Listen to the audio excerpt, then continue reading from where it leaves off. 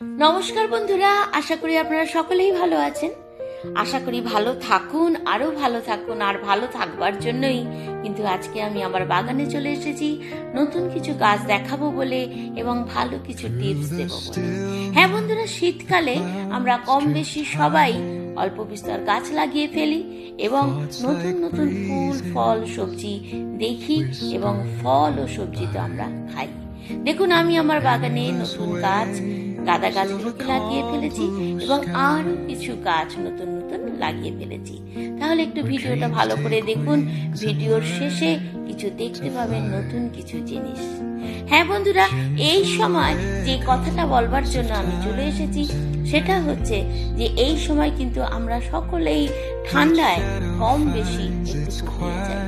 ছোট থেকে বড় পর্যন্ত আমরা কিন্তু সবাই ভিটামিন ডি এর অভাবে কিছু না কিছু সাফার করি।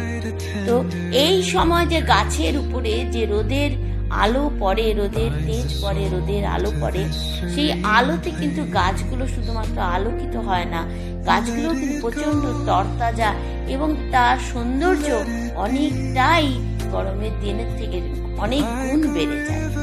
ঠিক একই রকম ভাবে আমরাও কিন্তু আমাদের শরীর মনকে তরতাজা এবং সুস্থ রাখতে ভিটামিন ডি নিতে অন্তত 10 থেকে 30 মিনিট প্রতিদিন আমরা কিন্তু রোদের তাপ শরীরে লাগাবো এবং এটা লাগালে পরে কিন্তু শরীর অনেক তরতাজা হবে, চোখ ভালো থাকবে। আপনি যত গাছের দর্শন করবেন আমাদের এই যান্ত্রিক যুগে চোখ ভালো রাখতে এবং রোদের তাপ থেকে ভিটামিন ডি নিতে অবশ্যই কিন্তু কখনোই ভুল করবেন না।